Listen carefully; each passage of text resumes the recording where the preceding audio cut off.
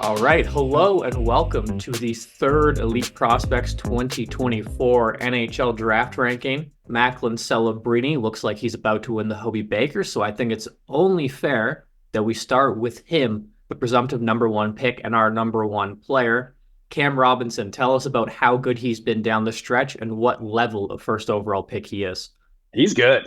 He's very good. I mean, I think some people might have a little bit of fatigue coming off the Bedard year, that it's like the expectations became so high that it's hard to kind of live up to that. And Celebrini obviously isn't Bedard, but as far as first overall picks go, I think that he is right in that meaty part of the strong class. He's a power center. He's got good speed. He's got great hands. He's got the heavy shot. He's physical. He's good defensively.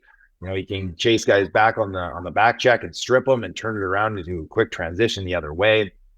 I don't know if he's going to be a superstar, like a guy who's going to regularly push 100 plus points, but I think he's going to be like a surefire number one center that a team can put in there and expect him to play that role within a year or two. Like he's so close already at 17. I wouldn't be surprised if this guy ends up being a captain, in his early 20s. Depends on where he shows up. I got my coffee delivered to me here. He's great. He's great. It's with a bullet. Before the season started, there was talk, oh, hey, maybe Eiserman can get in there. No, it's one and then everybody else. Yeah, he's a truly incredible player to watch. Like the details, so something that really blew me away lately was how good he is down low in his defensive zone. It's very Nico Hischier-esque watching him just come down on guys, rip the puck off their stick, and then move it straight up the middle for a high-level breakout. He's the type of player who I think he's not going to be very dependent on who he has around him to score. Like you can put him with just about anyone, and he's still going to be high-end number one center, create offense, provide defense, be that puck-driving power center, as Cam said in transition. So he's a above average first overall pick, and he's ready to play. If there was any doubt, the last couple months he's ready to play. All right, I got a question. I got a quick question though. Does he play at the Worlds, you think? Oh, I would love to see that. Right? Just kind of as a barometer to see, because he's probably not going to be playing with super top end guys just because of his age at the World Championship. So it'd be kind of cool to see how much of a driver he could be in that situation. Yeah, next to NHL third liners. Yeah, exactly. Yeah. I hope he does, but it's rare that we do see it because he's already locked, right? He knows he's going first, but he can take that opportunity next year when his team gets kicked out of the playoffs. Might be a preview for when he's playing on San Jose's first line, with NHL third line. Yeah, exactly. Yeah. All right, number 2, Ivan Demidov. David, I think it's your time to shine. Yeah, he's been locked into that spot for the whole year, and the reason is that he's probably the most purely skilled prospect in the draft, maybe even slightly above Celebrini. He doesn't have the same kind of level of detail. He doesn't play against the same kind of competition, so it's hard to judge, maybe. But in terms of stick handling skills, creativity, he's got everything to be a high-end elite player in the NHL. Like I'm talking above a point per game. He can manipulate defenders. He can beat them straight away with his stick handling skills. And he has that motor, and he's pretty inside driven too. So he's not afraid to go right into traffic and to battle near the net for his points. So he's got that level of energy, the skill, and he's the high-end creativity, the vision. There's not much missing in his skill set except the skating. We always come back to this. It's in some respects it's good because he can can make the 10 and 2 moves and all of this, but he doesn't have the pure speed of other players in this draft, and maybe along the board his skating is not as it doesn't have the same kind of balance as other players. But it's the only real weakness, that and the fact that he plays against lower competition, so it's harder to project him. But we bet on skill, and honestly at number 2 there's not a better bet on skill. Yeah, and two things I think is that, for a while there, it's like I can see people being concerned that he's 2 points a game in the NHL. It's like, yeah, he's bored. But we saw what he could do in the KHL, especially preseason. And I feel like we have an understanding that if he was playing in a normal organization in the KHL, that he would be producing at a rate that we'd be impressed with. And the other thing with the skating is I think it's fixable. There's corrections to be made, but the foundation, he gets really low. I cut that clip of him at the end of a 90-second shift, and he stayed so low, and he still had that long, powerful stride, a little too bent over the waist, and he doesn't when he really accelerates, the heel kick comes up. But those are things that can be coached out too. And so if he had that speed, he'd be Tim Stützle. He doesn't have that yet, so it's like, does he have that kind of ceiling without that speed? Yeah, and it doesn't matter too much for a player like him. Like, we're projecting him based on hockey sense. I don't think it's going to be a factor in his game as much as for a checker who absolutely needs that kind of speed. Like, he's going to figure out ways to slow down the pace, accelerate it at the right times. It won't matter. I don't think so. And one thing that has improved with him is, like, at the beginning of the year, he was trying a ton of plays, and the decision making was a large problem. It's still a problem, but it's not as much. I feel like he's found a level of comfort. He plays better against this level of competition than early in the year. So he's just accelerating and getting better. So we like that. And then number 3 is unanimously Cayden Lindstrom, who made a return last night just in time for the playoffs. Had a gorgeous assist, picked up 3 minor penalties, unfortunately, Medicine Hat, or if you're a Red Deer fan, not unfortunately. They lost the game after blowing a 4-goal lead. But Cayden Lindstrom now in the playoffs. We're all really looking forward to seeing him because we haven't seen him since December. So, David, I want to throw it back to you to tell us about what you saw from Cayden in the first half of the season and what you're really looking for in this playoff push or run. So Cayden, yeah, he has all the tools you want in a center or high-end forward. Like, he has the size, the speed, he can dangle, he can shoot, he can make passes. So already that's pushing him pretty high on the board, and he's very inside-driven and physical too. So you add that kind of dimension, and it's now very, very interesting. And he's figuring out the playmaking game too, adding more patterns to his game. Like, in the first half, we really saw that. Like, the more the weeks progress, the more he was trying delay plays and manipulations, and he had more interesting rush patterns where he would cut underneath players or laterally and drop the puck to teammates. So he's figuring out the creativity part of the game, if I can put it like this, and he's just a giant scoring threat near the net from distance.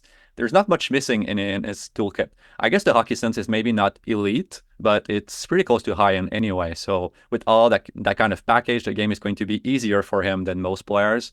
You add high hockey sense to that, and that's why he's our number 3. And on top of that, like, he's, as you expressed in the playmaking side, he's becoming a smarter and smarter player. As we've seen, hockey sense is something that you can coach. It's something that you can train.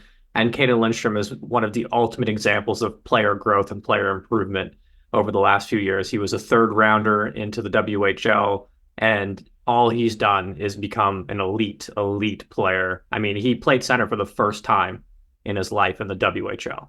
Like, that's impressive in itself. But now he's a legit good center who can play defensively down low. He can do all the off-puck overlapping, undercutting routes, and he still has the same sort of ability on the wing to drive off the middle, create plays through traffic, and so on. So, he's as Cam said, Celebrini's number 1 with a bullet. I think Lindstrom's number 3 with a bullet.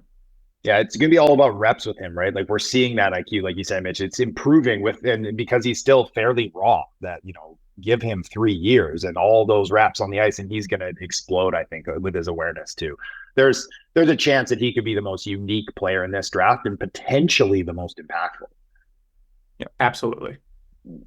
Okay, so now we have our top 3, Celebrini, Demidov, Lindstrom, and it's about to get real messy. But I think based on all of our boards, we have 2 players cut above the rest for these next 2 spots. Artyom Levshunov, Zayne Parekh. So Lauren, why don't you break down Zayne Parekh for us? Sure. So basically just high dynamic offensive potential with Parekh, and probably the highest ceiling of the kind of like this group of defenders if he hits in the NHL.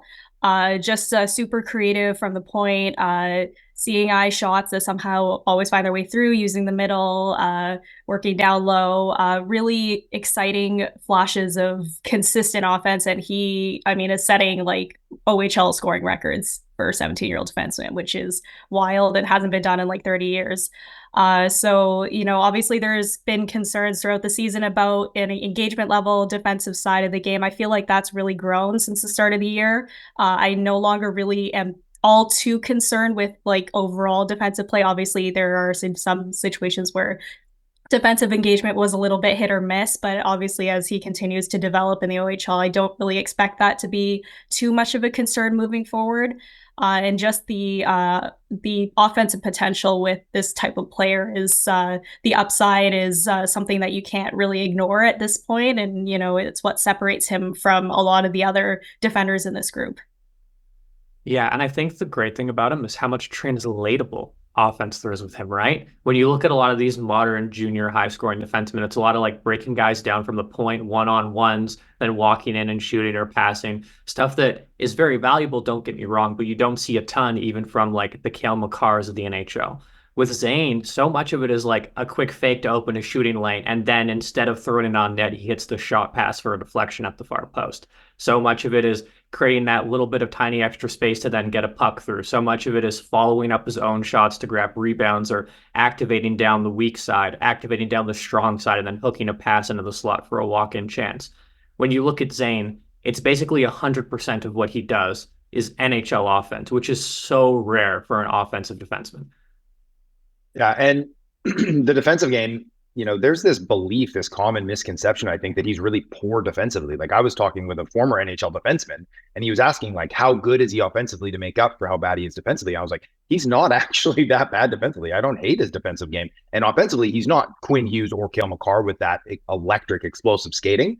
But the skating is good enough that he can still do all those things you were saying, Mitch, that the NHL level offense, he can make that happen with his feet already.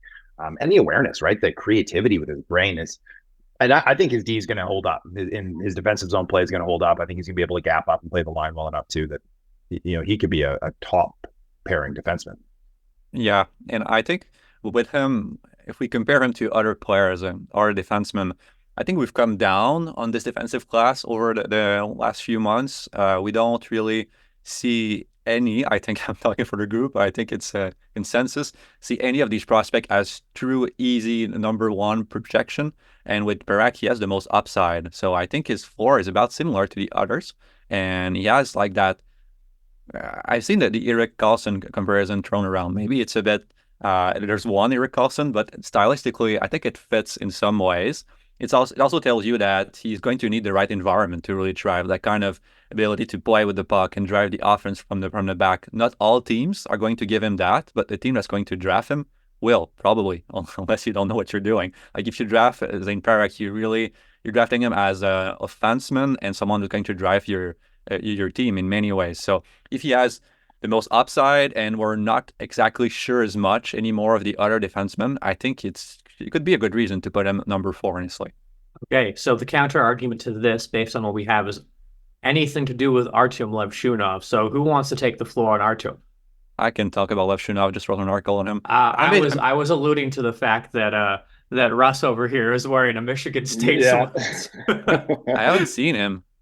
Oh, hello, Russ. Yeah. I mean, honestly, he has improved a lot during the year. I thought he always looked good, but maybe like a little slow, but still with his size, the shots there. He's really good on the power play. He's smart. He's strong. Like, you don't really see any transition problems. You don't really see any problems, just him being a younger player in college hockey. Like, it is really amazing. Last couple of years, we've had these guys, and there are actually some true freshmen that could actually really play. So, no, he's exciting. I think, look, I'm only wearing the shirt because I got it, like, in a pile of, but I just figured it's timely. But I will say this: Michigan State's a real threat because of him, and so that's a big deal. Yeah, I really like him too.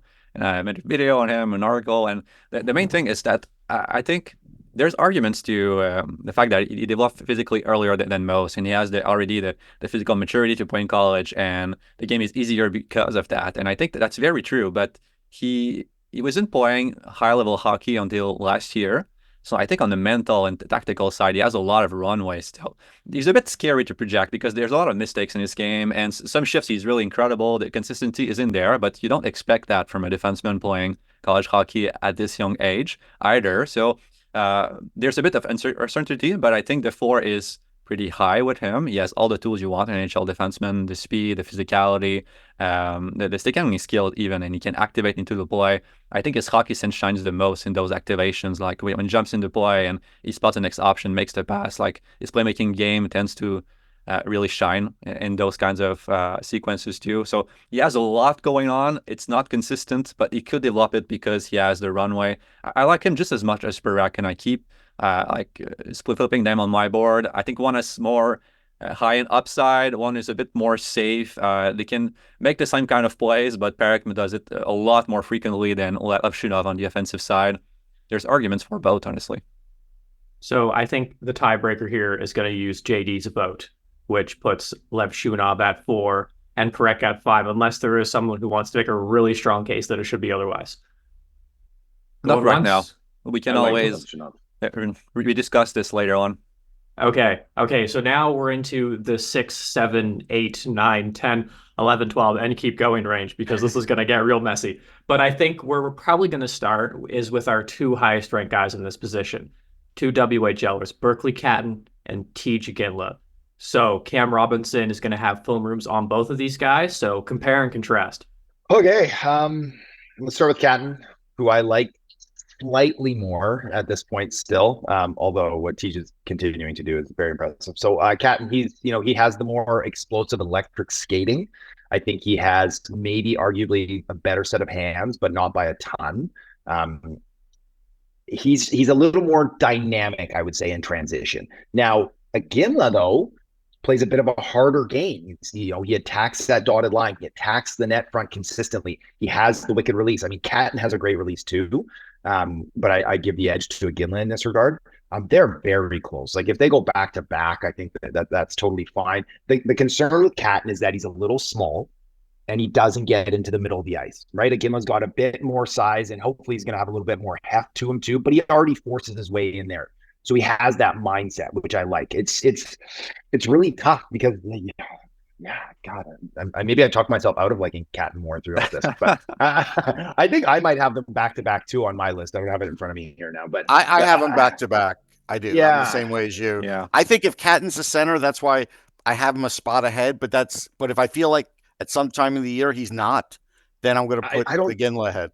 I don't think either. I think they're both wingers in the NHL. Yeah. Honestly, I think Catton just you need to be Braden Point to play center with his size, and he doesn't have that kind of Braden Point mindset. He could turn into that type of player. I think that's probably the top end of his game, obviously, but I just don't think it's going to happen down the middle. Yeah, and I think Catton, like, if you're projecting him to be on the wing, it's probably in like a Clayton Keller kind of wing thing, right? Where it's a lot of using the middle to create offense and then working wide, but the defense tends to be a little bit more along the boards and kind of like reloading, moving back down the boards, building speed and so on. So like still someone who can provide a lot of value, more than the average winger would on breakouts, but below average defensively, most likely. So I think both David and I are Tej over Catton here. So I think David and I will now go back and forth with this a little bit. David, how are you feeling about Tej versus Catton these days? It feels like we always have that debate between a projectable NHL guy versus that kind of high-end playmaker who doesn't have all the NHL tendencies you want in this range. Every year it seems to be the case. And again, Tej is more well-rounded. He scores in more diverse ways than Catton. And I feel like I think what makes me feel like Tej is really a top 10 guy and even possibly at number 6 or 7, it's that he has the playmaking game. I think right now he's very focused on shooting and that's his game, but I have no doubt that he's going to be able to develop a playmaking game that's about as good as Catton's, because I feel like Catton's playmaking game might not be as elite as some people perceive it, and also because I think Tej just keeps on improving, and he already has all the same patterns in his game. Like he can deceive, he can have the same rush pattern as Catton, he can make give and go plays. He's good at spotting teammates in the slot, and the biggest separator between them is the wall play. He can really create off the wall, like absorb a check, spin off of that check, and make a pass toward the middle. And it's one of the best abilities. What's one of the best wall abilities in the draft that he has, and that's a very hard NHL skills to acquire. And he already has it right now. And he's younger. It feels like he's developing at a faster pace. He has a better scoring game, I think, than Catton, even if Catton scored more. So to me, I really like Tej more right now. But I've also grown an appreciation for Catton's game because he's very dynamic. He can score off the rush. He has that anticipation, too, that I'm appreciating more and more in the offensive zone to find teammates and all of this. So I think Tej is just more translatable, and there's the same upside for me. Yeah, I agree with David on that account. And I think one of the interesting things about Catton is that he's more of a volume playmaker. He's a lot of, throw pucks in areas, hope his teammates can hunt it down and so on, where Tej is a lot more precise. He's a lot more selective with what he's doing. And in the tracking data that I have, they're basically the same level of playmaker. It's just one guy spams slot passes and one guy's very selective with them. And so a lot of it just comes down to the quality that they're generating. And as David said, when you look at these, say, average to smaller sized players, one of the separators is their ability to absorb contact. And Tej doesn't just absorb it, he goes out of his way to initiate contact before it. He is a body positioning over puck possession guy in the most extreme way possible. Think of Seth Jarvis or Brandon Hagel in that regard, where, the puck's in the corner and there's a guy on him. He's going to just step back and hit that guy and then go for the puck to create space for himself. So for me, it's Tej. It's real close, though. And so I think, Cam, what do you think we should do with this? Berkly or Tej? I'm fine to go with Tej there. You guys make excellent points, and that Seth Jarvis comparison when he goes into the corner, keeping that low center of gravity. That's how those smaller guys are able to do that and maintain that outside of junior into the pro hockey game. And I do believe in Tej. I like him a lot too, so I'm happy to put him there. Okay, so that's our first big shakeup so far, and now we have. So I guess now we have to deal with the defensemen, which we've been kind of pushing off a little bit. We have Anton Silayev, Sam Dickinson, Zeev Buium, who both Russ and Cam have higher than where they're going to end up on this board. So let's kind of talk about them. David, do you want to start with Silayev, and then we'll pitch it over to Russ for Buium, and then Lauren to Dickinson? Yeah. I think Silayev is improving in some aspects, and he's not improving in others. Like his defensive game, which was already his strength, is just getting better. Like he's getting better away from the puck to really identify his coverage, limit risk, and position in between. Like when there's a 2-on-1, he takes a better position to cut the passing lane and limit as much as possible the plays of the opposition. And with his range and mobility, like he can be on someone in an instant in the defensive zone and off the rush. Like the tools are so damn good. It's very, very interesting. I like him a lot. The issue is that I feel like his offense is not even there anymore. He played some games in the MHL lately, and he just plays the same type of game as in the KHL. Like he's very, very conservative. He just rims pucks. He rarely jumps, and the offense. We've seen moments early in the season where he would try give and goes and to manipulate defenders at the top of the offensive blue line. And these players are gone. We know that they're still in his game, but he's maybe afraid to use them, or he doesn't see when he can use them. You can coach that in him, but I guess I prefer having a player who already has an instinct for that than someone who mostly a total project on the offense. Like the defensive game, it's probably much going to be high and elite in the NHL. Can you be a top pairing defenseman as someone who's just a defensive guy? Rarely. Like there are a few examples of that, but it's pretty rare. I see him more as a top 4 insulator, someone who moves on the right pairing next to an offensive guy and who makes that pairing work, but I don't see him as a play driver at all. So the tools are, he could develop all of this. Like the offense could arrive at some point in his career, not high end, but some offense. It's entirely possible, but there's a higher level of risk, I think, when his projection with that. And if the defense is not amazing, then he won't be as solid in terms of play driving ability as some other defensemen we have around that range. So he's Tyler Myers. Is Tyler Myers really elite in terms of defense, or? He has moments. Tyler Myers, his issue is that he just like has these mistakes. So he'll be like really, really solid for long periods and then make terrible mistakes. So that the issue is that we feel like after researching some defensemen in the NHL this season, and it's just really a Mitch part, I'm just stealing everything you told me. But one of the most important things is retrieving pucks and moving them quickly out of the zone. If you're just defending, your results won't be good. Like you have to limit the other team to one and done plays as much as possible. That's going to lead to good defensive results. And I'm not sure Silayev has I think he will be able to protect pucks on retrieval, but move them to the right options, I'm not sure. So there's an issue.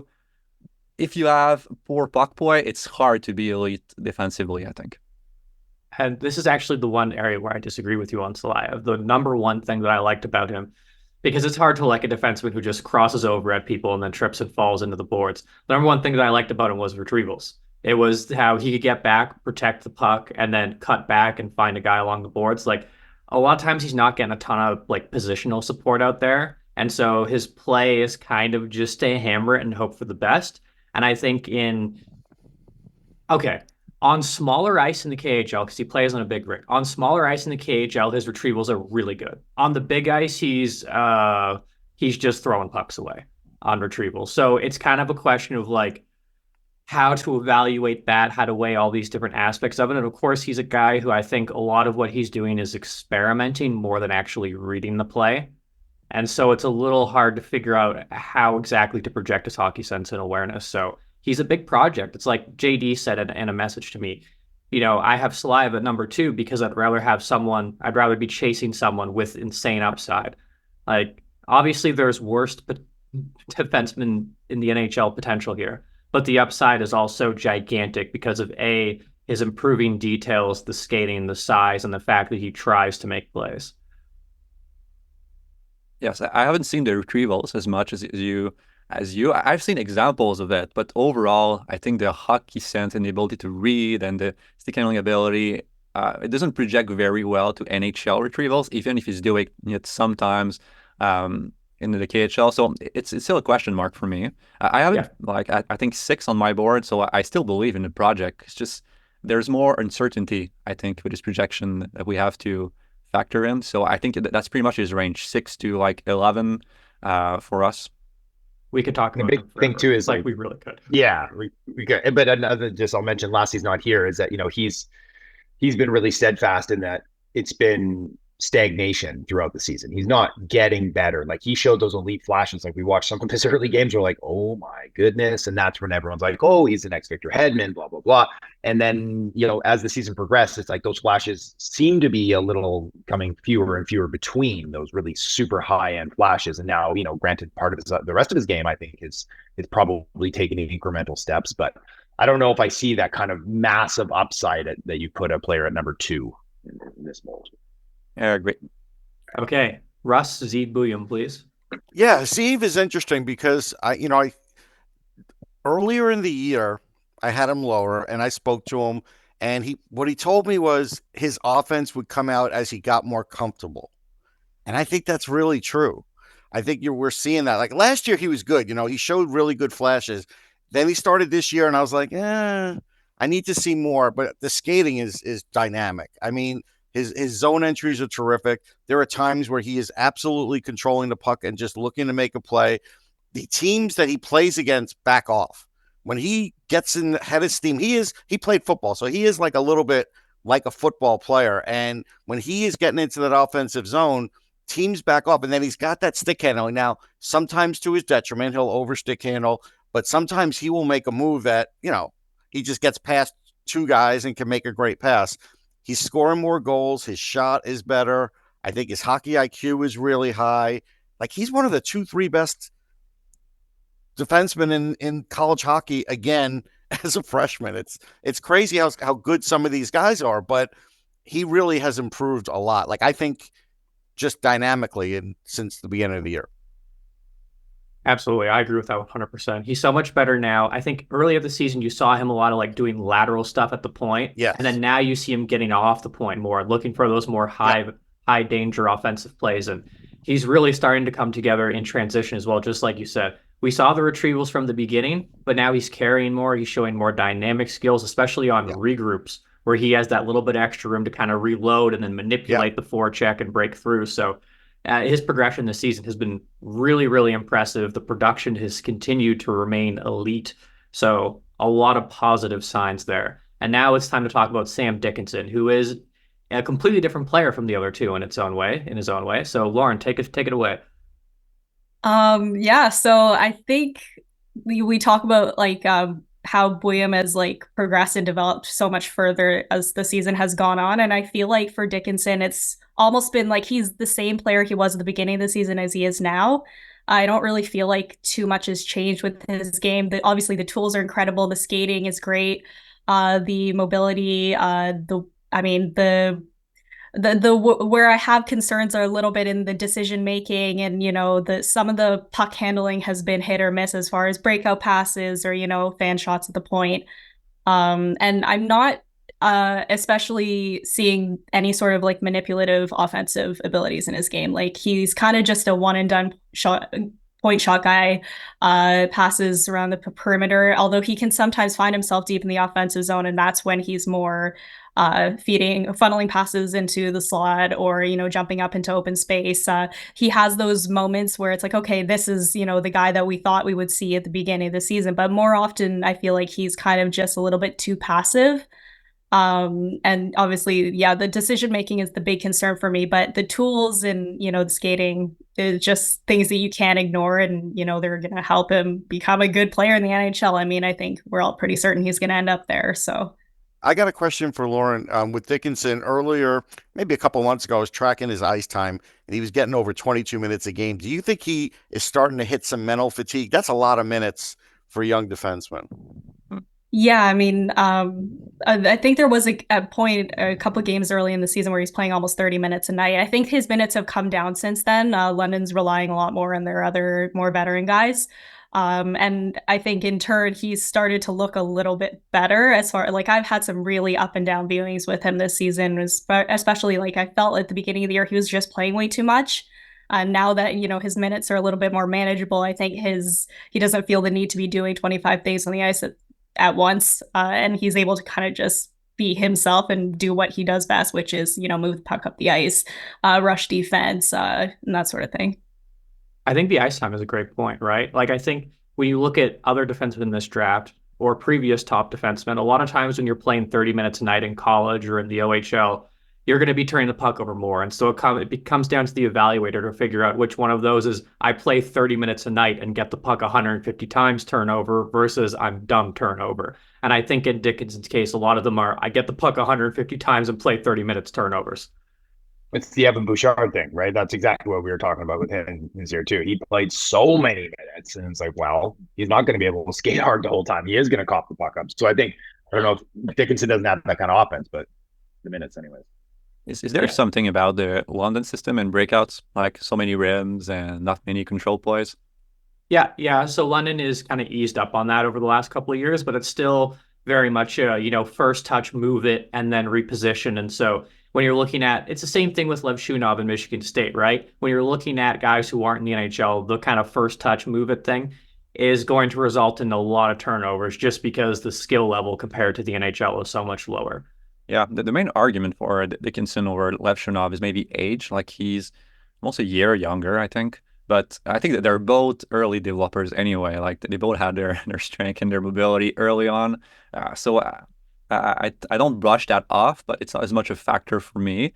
And I think Levshunov has more maybe tactical development possible than Dickinson. I have more doubts about Dickinson's thinking aspect of the game than Levshunov. They both have issues in that department, but I think there are more maybe with Dickinson, and I haven't seen those doubts have remained the same during the season, like Lauren said. So yeah, I'm inclined to put him a bit lower than where we had him, and just leave him there because there's some risk that he's more of a second pairing defenseman with wavering results depending on the year than more of that top pairing guy. So do we go with Silayev? I feel like the room tends to be more Silayev / Buium. Except for last year, like who's very against Silayev top 10. Well, I've got Silayev outside my top 10 too. I think Buium, I'm pretty high on Buium myself, but this is not like a board, the final meeting that decides the board anyway. Like we can put him there and then just discuss it with him anyway. Are we could also just go by the weighted ranking, which those three defensemen are Dickinson, Silayev, Buium in that order, and that would also round out our top 10. We have to discuss Eiserman and Helenius and even Greentree, like in that range, because I'm not as sure of Buium, just because I think that the skating is dynamic in some ways, but the explosiveness out of his move, it's a bit like Lane Hutton. He's elusive. I'm not sure he really gets that step over many defenders, and he's improving in that aspect, but he's still smaller with skating that projects closer to average for me. So there are more question marks with him. His edge work? You think his edge work is average? I think his edge work is good. I think the explosiveness out of them is not that good. He's like he's very like he can move that way and elude defenders, but when he wants to move away after his move, there's not as much separation there. I think what he's really developed is my push here would be, I agree with what David is saying with regards to this, and I agree with what Russ is saying. I think we're coming at it from different angles. But the real debate that we should be having is, so I think we can all agree that there's a real chance he's not an elite offensive guy in the NHL. But he does have a really good fallback game. He's very deceptive on retrievals. He moves pucks quickly. The Denver thing is move a puck off the boards instantly on retrievals. He's the best guy on the team at it. And he can defend, and he's physical. So the fallback game, right? The fallback game is just as good as Dickinson's fallback game in the NHL, is it not? Yes. I'm convinced. I think so. No, it's a really good argument. Like, his breakout game might be the best in this of all defensemen. So, and I love that about him. Yeah, like he's going to end up being your second power play defenseman and probably your second pair guy who's going to drive play. Or your first. I think he can play first power play. It's just like you have to take into account that not all of the moves he's making right now will translate to the NHL, but he's going to have many other things going on for him. I'd be hopeful if I was an organization, though, that he'd be my number 2 guy. That he'd be, he'd be the Sam Girard, or the Vince Dunn, that maybe he moves elsewhere and later figures it out. Something like that, right? Like one of these guys that plays behind a star. Yeah. Could happen. Yeah. Okay. I think that's a pretty valid point. Okay, shoot. Let's just go the 3 defensemen around the top 10, and we can always tweak it later. But so now we have to figure out the Cole Eiserman situation. We have to figure out what to do with Helenius. We have to figure out what to do with Greentree, Trevor Connelly. So let's have a conversation here about these 4 guys and just kind of work through it. Just put Eiserman here, right here. Yeah, we can do a bigger thing on him next meeting. There you go. If you're interested in Cole Eiserman talk, tune into the next meeting. Or watch any of our videos or read our articles or whatever. Yeah. No, we can talk about it. It's just like we just like players more than Eiserman right now. That's the reason he's following. Like, we still respect the talent, and there's potential for 40 goals, 50 goals. I doubt it, but maybe like 35, 40. It's just that the other players keep improving, or we just like their projection more. So at some point, like, we have to make a choice and either keep Eiserman high with the upside that he scores those goals, or just decide to go for the other players that we like more. So that's why he keeps following, for the same reasons we expose in all of the other meetings. He's improving in his playmaking. I think his physical engagement is a bit better. Decision making is a bit better. He is passing more, because I put in my report today on him, and there were games early in the year where he definitely was not sharing the puck as much. He is sharing the puck a lot more now and is getting more points as a result. I think that part, I think he felt like he had to score so much early on. And I'm not going to talk about away from the puck. I have no excuses for him. Like, he just doesn't do it well. I think if he engages more on defense, he's higher on this list. But I did see him improve more in playmaking, like you said, and just, I think, overall engagement as far as his other teammates, because a lot of times he would get the puck and just go. And he's got a couple of different dynamic shots. The one-timer's dynamic. He's going to score. Like you said, he's going to score. I don't care. If someone passes him the puck. Yeah. I don't care as much about his defense because he's such a good goal scorer, but I care about how diverse he is in his attacks, like how much he can do offensively, and I think it's more limited than others. He scores goals at a high-end pace, but from his shooting is diverse. The way he scores his goal is not that diverse either. Like, he's not that much of a net front guy. He's more of a shoot from afar guy. Like, the 40, 50 goal scorer in the NHL are very diverse. They score in a bunch of ways, except you're like Austin Matthews when you can rely on your shot, or Ovechkin. And I'm not sure he has that kind of release either. So, but he does have strength, and I've seen him get to the net. I just don't think he's done it enough. Yeah, but he's definitely got he can do it.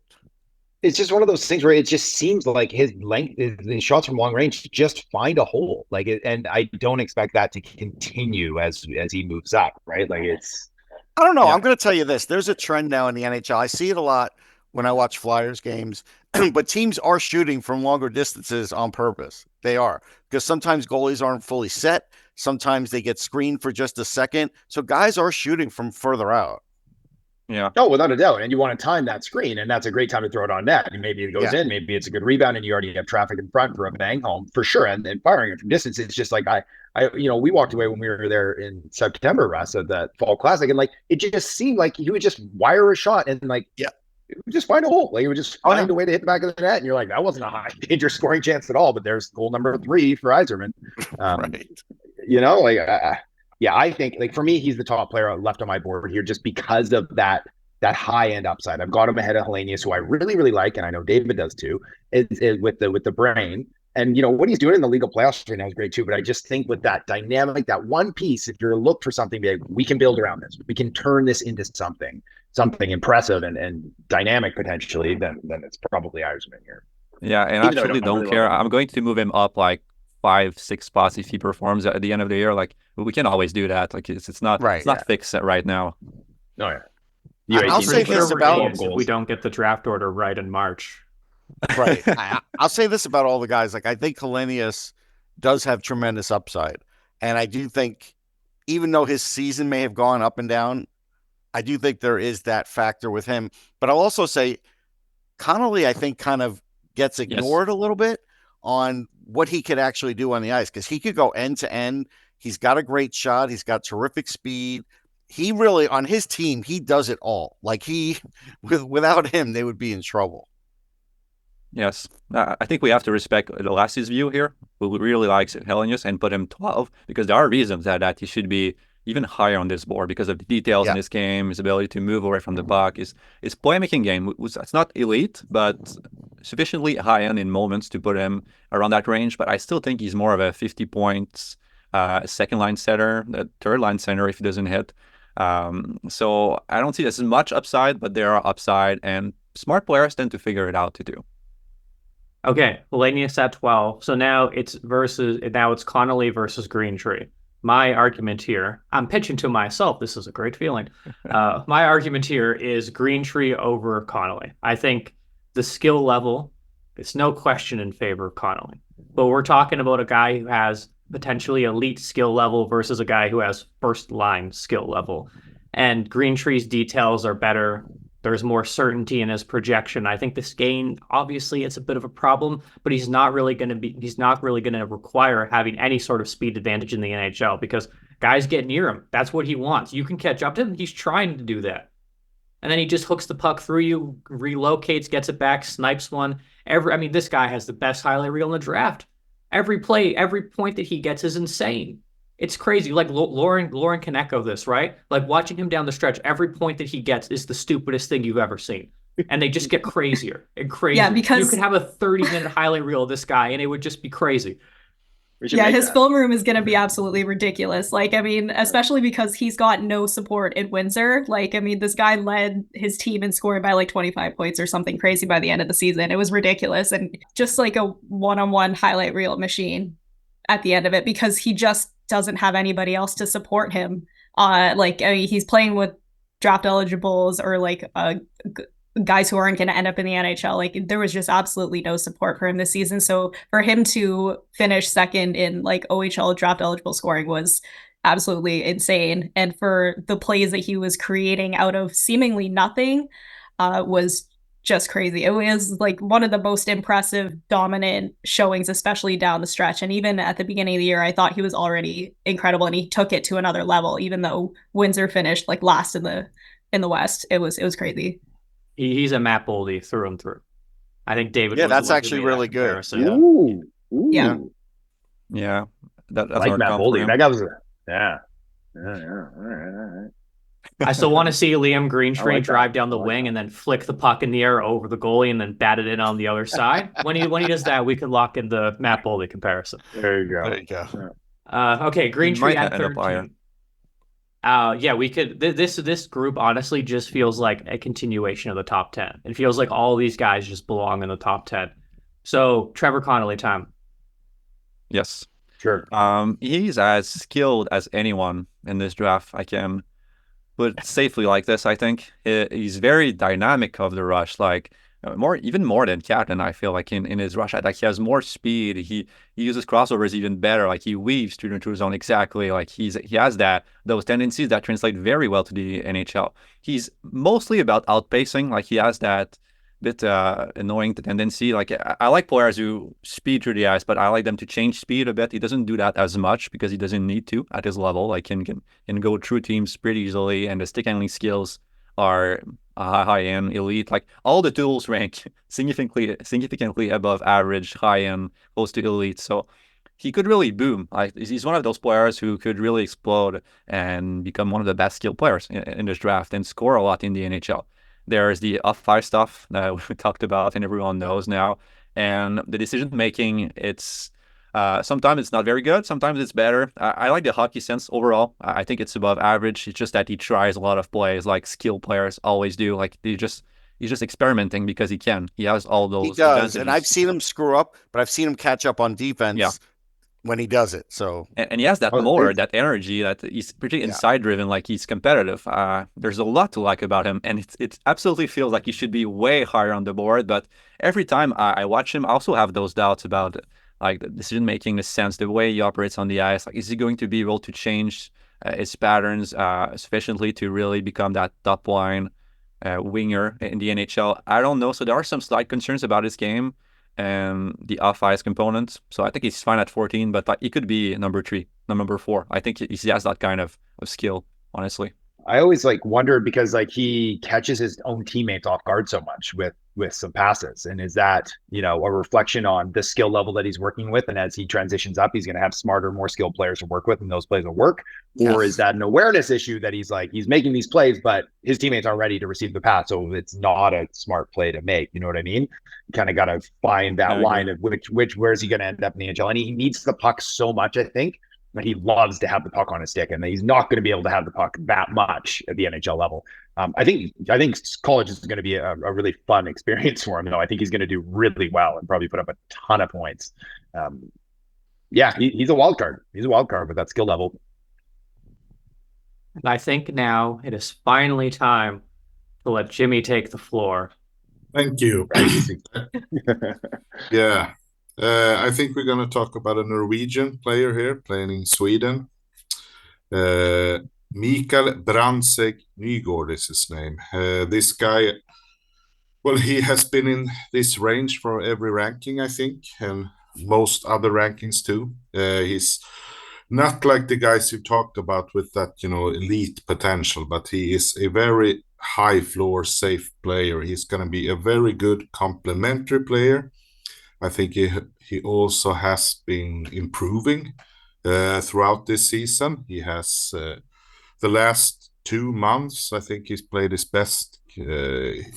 He's played as his best as he's played the whole season, and he's really good now in the playoffs. He's you know, already as an 18-year-old really strong physically. He's very, very good defensively as a checker. He's a great shot. He tries to shoot from very angles. He can shift his pace. His skating looks a bit weird, but it's very effective. You know, he wins pucks off the forecheck, and I think this is a very, very good player. He's going to play in the NHL pretty soon, but he's probably not going to be an elite player. He's going to play with Skellefteå next season in the SHL. But after that year, maybe he's ready to step over. I think he has come very far in his development, and you can see a lot of pro stuff in his game already. Yeah, and these players tend to score a lot with the right elite players. It always depends on the team he goes to, but he has that Artyom Levshunov vibe, or other players like this who retrieve pucks, who shoot very well. Like, they're a perfect complementary player, and they're hard to find still. So I think he has some value there. There's a question to ask if he belongs at 15 because there are other higher skilled players behind him. But I think that kind of special player type still makes it fine to have him there. I think so too. The habits, the pro habits, the way he's just going to be like, oh, there's a middle six player for your team that, like you said, maybe he gets in the right situation, he ends up on a first power play as that guy at the bumper or something like that, right? And kills penalties for you and can take draws. And no, I like him too. I think if he fades on draft day, he's one of those guys that teams will regret that he should have gone in the mid to low teens. Yep. All right, there's our top 15. So now we have a lot of players to talk about here. Our next up available: Igor Chernyshov, Andrew Basha, Carter Yakimchuk, Beckett Sennecke, Miguel Marquez, and Nikita Artamonov. So Nikita, I think that's probably the tier that we should be working with here. The top 2 available in our ranking right now are Chernyshov, who is a name I'm probably pronouncing incorrectly yet again, so I should learn that for next time, and Basha. So David, how do you rank these two? What's your preference here? I have Basha ahead, but I'm not sure of that ranking. My viewings of Chernyshov have been up and down, like depending on the level. I've had some great KHL viewings and some not so good, and the same in the MHL. Like it's clear that he has a higher level of skill that he doesn't always show, and that's a bit annoying to project because like you know that it's there in this game, but is it situation dependent? Like when he's attacking through the neutral zone, is that when his skills shine? But in other situations, he doesn't know how to figure them out as much. Like, is this a hockey sense issue sometimes? But he has that power forward frame. He can win pucks a bit like Brandsegg-Nygård, and he can drive inside. He goes to the net. He plays with pace, even if his skating is a bit of an issue. Like he's hunched over, doesn't have that kind of smaller acceleration and agility. Like when he gets going, I think there's power there, but it's getting going and eluding that's more difficult for him. And the stick handling skills shine a lot in some moments, like he can dangle defenders. So there's higher level of skill with him. He has the power forward frame, and he has good details in the KHL. Like he can play defense very well, and the off puck habits, and he positions well too. So a lot of interesting elements. It's just that I don't know how his development will go over the next few years. There's not as much control with players like him because of where they play. So there's more uncertainty there a bit. But he's very enticing too. So I think these two belong in that spot, and I'll talk rapidly about Basha. He's another rusher, a bit like Connelly and Catton. He attacks the neutral zone, beats defender one-on-one, changes speed, and he has that retrieval game too. He's pretty inside-driven, and I like his playmaking more and more. So he has that top 6 level of skill, I think. He's a late birthday, playing in some favorable situations, I think, and Mitch can probably talk more about this. So there's some uncertainty with his profile, I think, but he's very enticing too. I think I was just going to say, sorry, Mitch. No, I was just going to say, I think Chernyshov's just a little, oh yeah. I think Chernyshov's a little higher just because I think the way he can cut through traffic that David was sort of alluding to, that's something I think that'll translate. Yeah. Yeah. Okay, so are we cool with Chernyshov over Basha? I think that's the way the ranking has it, so. You should talk more about Basha. David liked to talk about the skill side of Basha. The one thing that I really liked about Basha when he first came into the WHL were his checking skills. His ability to win body position, get to the net, capitalize on rebounds, deflections, his off-puck game. And we've seen him take more of a driving role in Medicine Hat this season, but there's always that element where he could just be one of those kind of average size checking forwards in the NHL. You know, you stick them on your third line and they just annoy everyone. Not because they're talking trash, but because they're always in your way and they're always creating a little bit of offense. They're always winning pucks off you. So he's one of those guys whose game can go in a lot of different directions, but we're really starting to see more and more play driving, which gives him that little bit of extra push up the board from, say, the mid-20s to the teens. Yeah, yes. I like how hard he works. Yeah, and you know he's driven towards the hard areas too, and obviously he's getting to play with some really talented players there in Medicine Hat as well. But I agree with you, Mitch, is that you noticed him originally for his defensive play and his positioning and his hard work and his puck retrievals, and now you notice him because he has some of those dangles on the rush and he gets to the net front. He's got quick hands. Yeah, he's a fun player. He's an insane worker too. The thing that you hear about Basha from pretty much everyone who knows him is they love that him. guy works. He works. Yeah. Yeah. Willie if he doesn't hit as a top 6 forward, like he has that B game too, he can play lower in the lineup, I'm pretty sure. Yeah. Okay. So let's go Basha Chernyshov. I think it's a debate that we're probably going to have like again in a month. So we could revisit it. Carter Yakimchuk. This is a fun player here and in an interesting position. I think he's kind of just like locked in to this next spot. So maybe we should talk about him, David. Me? All right. Yes, you. Yakimchuk dangles and he shoots very hard. Honestly, that's like his 2 main thing. His game is very loose and chaotic, but the tools are interesting. Like the skating, the speed is very good. I think it's above average, but it's just a bit like Chernyshov. It's turning rapidly, pivoting, and accelerating off the first few steps. He's a player who needs to conserve momentum in the defensive zone. Like he needs to stay a bit in movement to be able to act rapidly on a player. And despite his physicality and the ability to hit and to engage on opponents, he's a bit passive in the defensive zone. Like he doesn't have. He's not fully engaged all the time, and he's playing a lot of minutes. Like it's another player who might improve with lower minutes, but there's also an issue of reads. Can he really learn to lock in the defensive zone and become that two-way defenseman, not just this power play quarterback. So there are many questions with him, I think, more than the other top players in the draft, and he's very chaotic, and he's a late birthday who's very physically dominant. There are concerns that he might just be dominating through his superior handling, superior physicality, and his speed through the neutral zone, and his very hard wrist shot too. So we'll see. I think it's the right spot for him, considering the risk and the upside. A lot of details have to come along. I mean, he's the type of guy who, if you're skating at him, he'll just take a stick off the ice and try to cross-check you. Like, man, like, what's going dumb on penalties. there? He takes dumb penalties. He does. Yeah, he has like 120 penalty minutes this year, and he's not a big fighter. Like, No. yeah, he's a big question mark. But in terms of just pure excitement factor, like, he's the type of guy who brings the wow to the game. And if he can even just translate a little bit of that, he's going to play in the NHL for a very, very long time. And as David said, he hits. He's a hard worker. He's the type of guy who I think coaches will look past the mistakes with just a little bit more improvement on the detail side. Okay, so now we have a very interesting question ahead. Do we go Nikita Artamonov, who Dylan has 10th, I think? Do we go Beckett Sennecke, the funk master of the draft class? Do we go Mikael Marquez, the insanely hardworking buzzsaw, kind of similar to Andrew Basha? Teddy Stiga? What are we thinking here? I have Sennecke. Is that how you pronounce his name? Yeah. Yeah. I think so. Got it.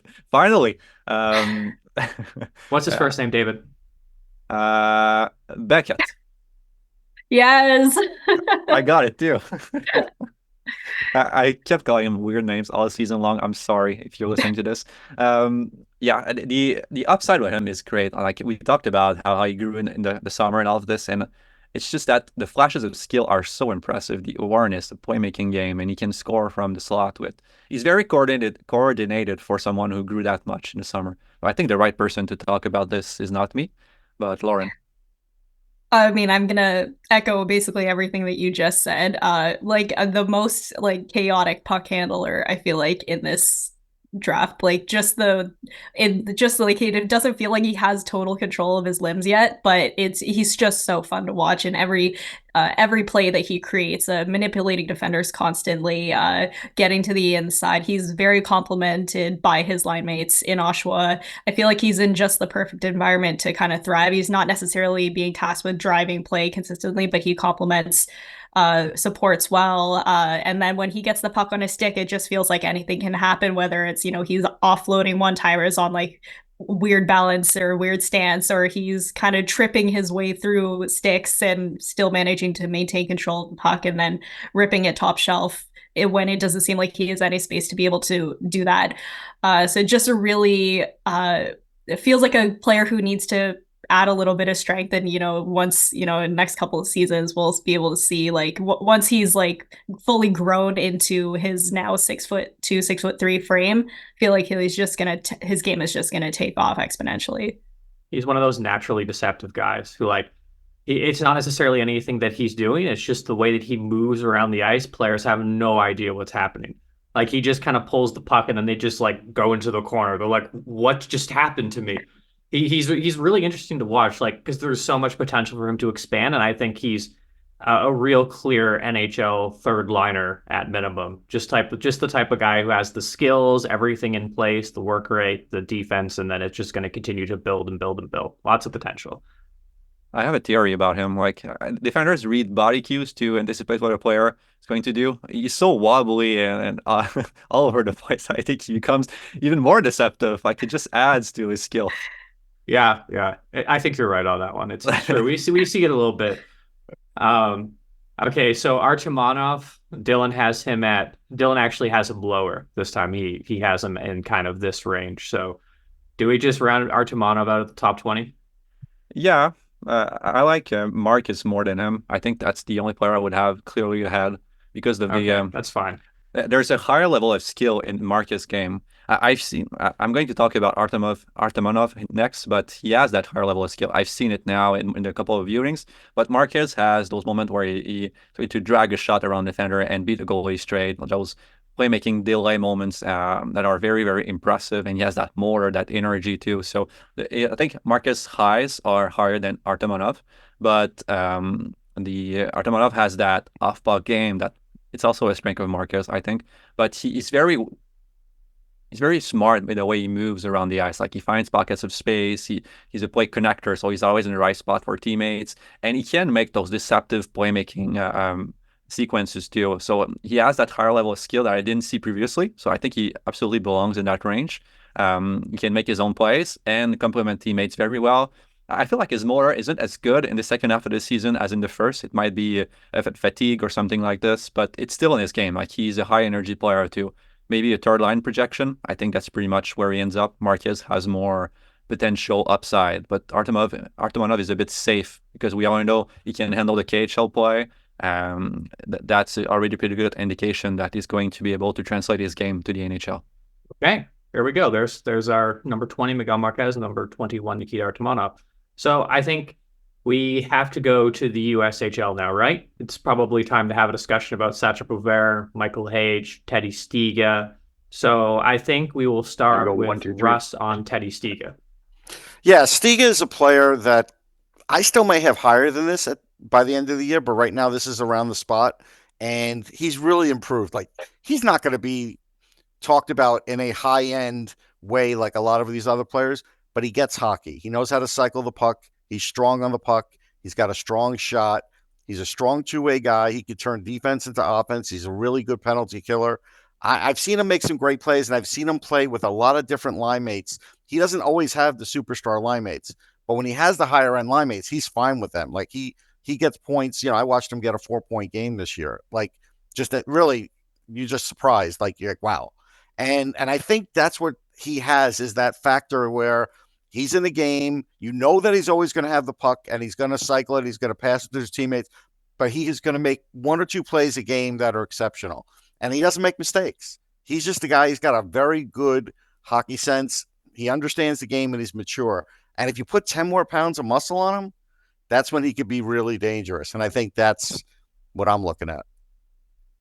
Yeah, he has that Gabe Perreault curve, I think. Like, last year, it's exactly the same thing. Last year, I didn't know who he was. I ranked him way too low on my board. Then I started to like him a bit, and now he's one of my favorite players in the draft. Like, he's so smart, and he doesn't have the top end playmaking skill as Gabe Perreault has, but No. his board game is better, and he manages the puck better than him. So you're right. He just gets hockey. The tools are not amazing, so I don't know what he's going to be exactly at the NHL level, but he's one of those players who's probably going to figure out because he can do everything at a good level, and he's very smart. I think I have one guy left before I would do Stiga, and that's Sacha Boisvert, who he's a power forward through and through, tough as nails, physical. Everyone hates playing against him, and a ton of skill. He can score from distance, he can score from in tight, and his playmaking might even be better. He's feathering pucks through the tiniest of openings. He can really work the east-west cross-ice pass and so on to be able to change the point of attack and create high-danger offense. So he's a really exciting player, and I've really, really come to appreciate his game over the course of the season. I know not all of us are convinced on him, but for the most part, I like him a lot. I get everything you say. I just think the difference between these two players, and I get that Sacha's even a centerman, but Sacha's not as good on defense as Stiga, not even close. I was referring to David. Yeah, I don't see it with Boisvert right now, like, almost at all. Like, I see the tools, but I don't see the flashes of skill.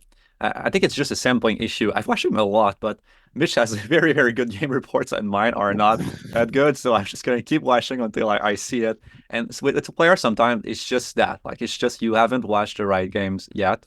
So I'm going to commit to Scouting is luck. Scouting is so much luck. Like, There's not a part just of in luck. terms of like getting players right, but seeing the right games to see what their top end is like. And I think and the USHL is a particular extreme example because you have the extra skater. So ice time tends to be a little bit more evenly distributed. So you go from a guy who plays 22 in the OHL will play 18, and that's 4 less minutes to be able to make plays. And sometimes the flow of the game is a little bit harder. But yeah.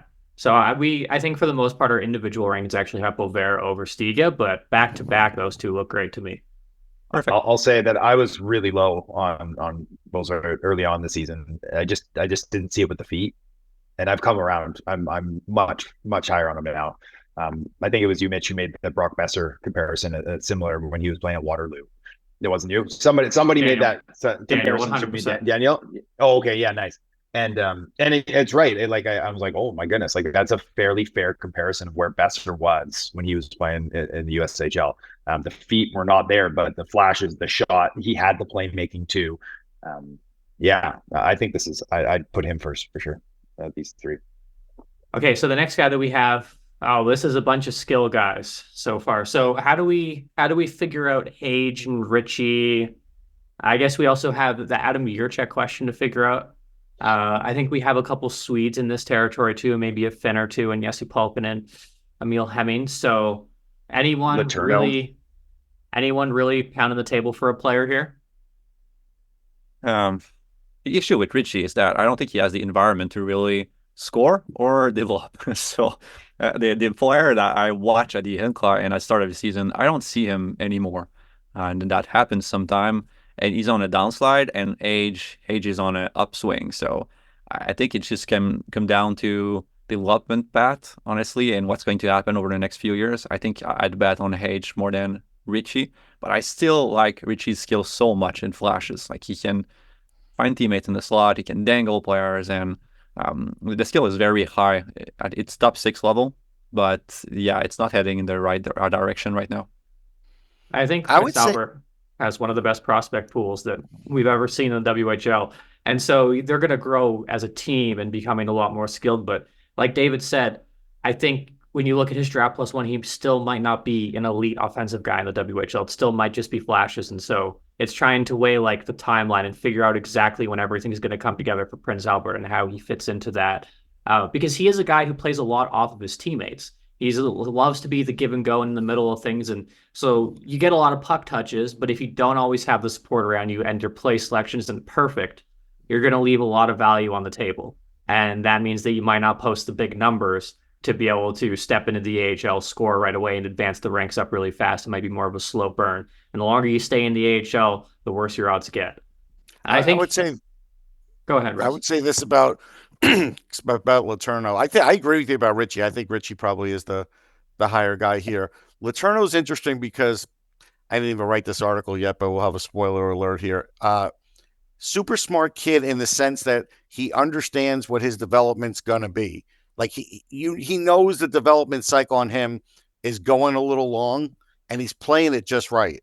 You know, this year, even though he's playing at St. Andrews, he is playing against older players, and his game is pretty. I mean, he's a smart kid. I think his shot's there. I think he has a little bit of finesse in his game. He's going to have some physicality. He's a big centerman. Like the upside is really there, but it seems going to have to wait a while. They're going to have to wait 3-4 years. Like that's, you know, at least. But the thing is, there's a high upside here for this guy, and he could be one of these guys that when it clicks. Yeah, I'm not going to say it's Tage Thompson. That's what he, likes to talk about because that's what every big guy would like to talk about now. Yeah. But, you have to kind of look and say, could it be something like that? And there's a chance. Yeah. He's really the upside. Yeah, the upside, right? Yeah, I was talking about yesterday. I didn't see it, and then I harassed a few of you guys to send me some clips of him from some of his early season games. I got you and Daniel sending me packages there, David, and yeah, maybe like we were talking about, it's luck. Maybe I caught a couple games that I was just like, I mean, like he was fine, and he really knows how to get to the net and finish off plays, and he's such a monster out there. But I was like, But then seeing some of those manipulation plays, the way he can receive a pass, bring it through his skates, make a little head fake, and then slide it back over, like he's doing some impressive stuff. Obviously, we'd like to see some more USHL tape, but that just makes it more fun, because we don't know where he's going to go, right? And so that's, I think, NHL teams are going to look at that too. What could he be?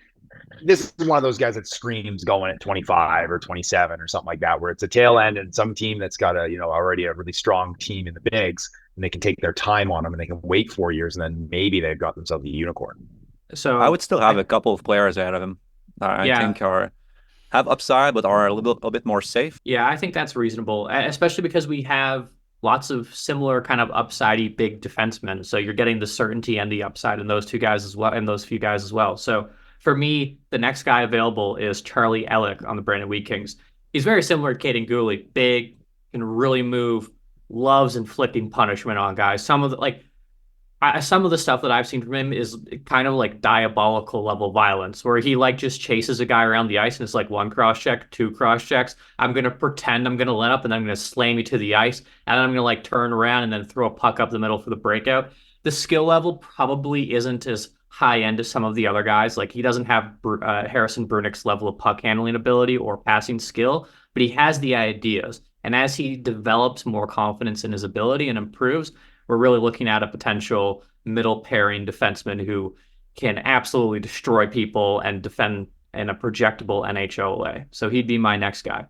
I agree. I watched him recently, and okay, he doesn't succeed that much in his breakout plays, but he attempts a lot of them that are very, very impressive. Like Braden Schneider, right? Same thing. Yeah. Yeah, and he always tries to use the middle, always tries to be the forecheck, and I like that in players like this. And he's 6'3", RHD, like he has the physical ability to play shutdown game in the NHL and the ability to retrieve pucks and move them cleanly. And I think that's just going to improve because he tries those plays a lot. So there's a hidden skill level there. Not a lot of offensive sense, I think, overall. Like he doesn't project as a point getter, but that doesn't matter too much for a player of high value like him. And he tries. He really does try. I've seen him try some really cool stuff where he's doing the fake D-to-D pass thing and then pulling it around his feet and trying to go back across the slot. And I he's one of those guys who I think you watch when you just really respect him because he's really trying out there in a not so great situation. And he still has all the details, the consistency and everything is all there. It's just a matter of hoping that he can add that little bit extra layer of skill to take his game to the next level. Yeah, and he's ahead in terms of breakout than Cayden Lindstrom at the same age, I think. Like in terms of the plays, drives, and the deception there. There's deception. Like I don't want to sell him like as a pure shutdown defenseman who makes a good first pass. Like there's some advanced breakout plays there. Yeah, one of the most likable players in the draft just because he goes out there. And speaking of likable players in the draft, Harrison Brunick as well. I mean, here's a guy who's big, loves to deceive and trick people, join the rush. Doesn't get a ton of points, but he's real exciting from the point. Are we cool with Harrison Brunick here? Do we go Juracek instead? Is there someone else we throw into this argument? I think there's similar again, but yeah. Yeah, we could do that, honestly, because he has more pure upside, but the upside is unknown and there is no floor. So it depends on what you want as a philosophy. I think I'm more comfortable because we haven't seen enough of him. I think I'd go with the top 4 defensemen who also have a lot of upside. Like it's possible that Charlie Illich becomes a top pairing defenseman. The chance is pretty small, but it's there with the right pairing. And I think that's more, there's more value in that combination of upside and certainty than Letourneau, but there's an argument to be had here. Okay, so are we cool with Illich, Brunick, Juracek, Letourneau? Is that something we can all get behind? I'd probably drop Juracek, but that's all right.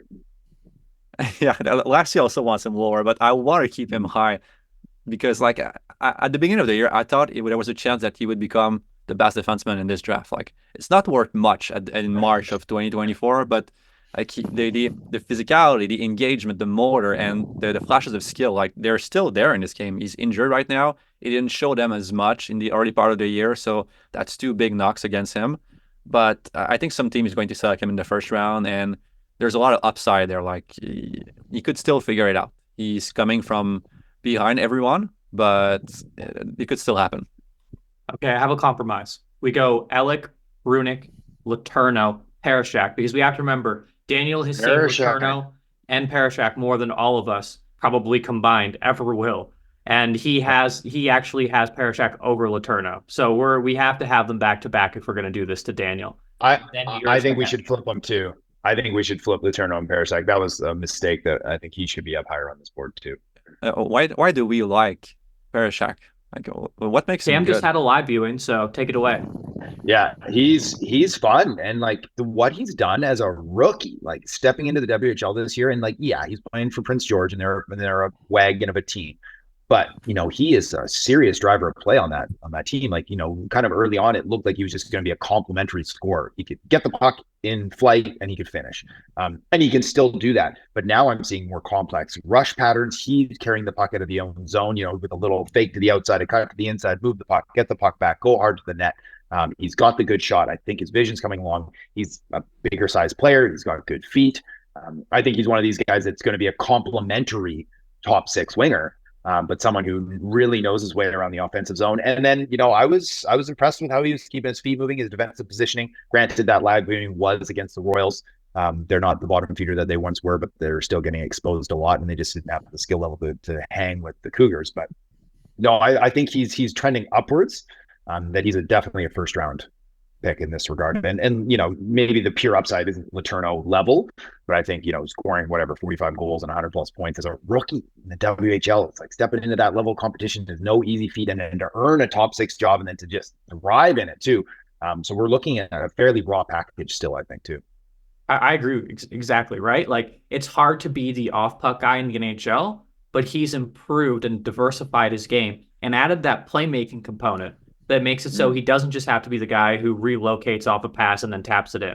He can be the guy who sets it up. He can be the guy who makes that pass through the neutral zone and so on. So I think there's a lot of runway with him that the potential, he keeps scoring, but his play keeps going up. Okay, so now we have our last 2 spots in the first round. Anyone who we really need to get in here? Jimmy? Yeah, my guy is Alfons Freij. He has he has been his play has been a bit weird lately. His offense looks a lot better, but his defense looks a lot worse lately. So I think he's been trying stuff. I think his skating may have improved, and maybe because of that, or if it's a system thing, I haven't really figured that out. But I think he manipulates more. He's more deceptive. He uses hips to manipulate. He's a great puck mover. His offense is looking really better and better, and he's more involved, and he plays a lot for Växjö's team there. So that's looked good, but his defense hasn't been as good as it was earlier in the season. I don't think his gap control has been, and his positioning hasn't been as good. So he haven't retrieved as many pucks lately. So I'm not sure of what's going on with him right now. But for my money, this kid has the potential of becoming a top 4 defenseman. I don't think it's super likely, but I think he has a chance. I think he moves well. He moves the puck well. He can deceive. He can manipulate. I think he showed early in the season that he could defend too. So I hopefully he will play really good at the U18s and maybe solidified himself as a late first rounder there. Any pushback? Yeah, me. I like him a lot, honestly, but he's a player who looks really good in open space with his skating.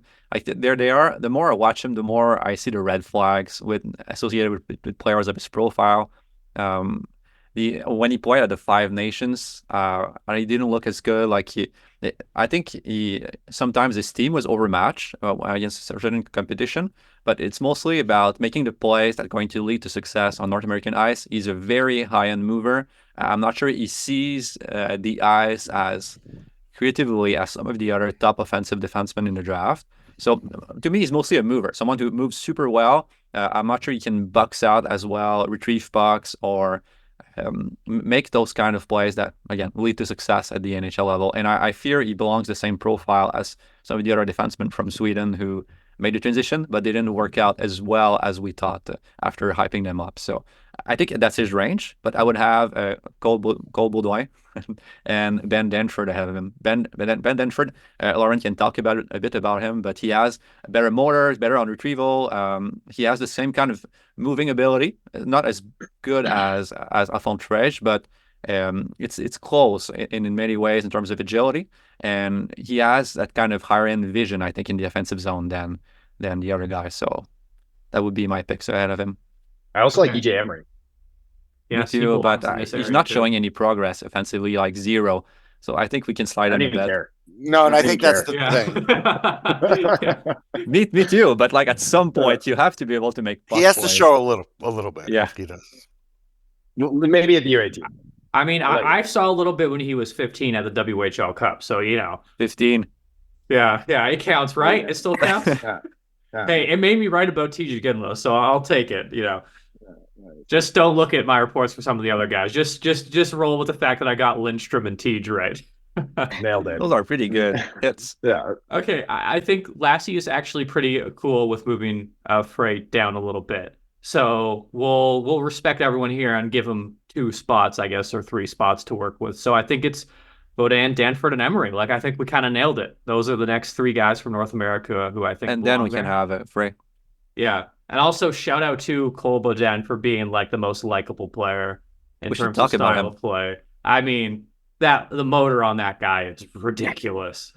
Lauren? Also, the skating is not that bad anymore. Like, I feel like he's been working so hard throughout the season, and I just don't feel like it's going to be a disadvantage in the NHL. Like, he's just so powerful when he gets up the ice. He's like probably a 4, maybe 4.5 grade skater, but the way he can just beat guys down the wall one-on-one and then just like out-muscle everybody on his way to the net before depositing the puck past a goalie is kind of ridiculous. Like, the skating is not going to hold him back, I don't feel like. And if he can add any sort of like acceleration gear, any sort of like first couple bursts of speed in those first few steps, like, then he's just going to be unstoppable. And like the offense is not necessarily that high end or dynamic, but he's very easy to project to like a 4th line role in the NHL. Like, it's almost like 95% certainty that this guy is going to end up playing. Like, he's just so the attention to detail, the high work rate, the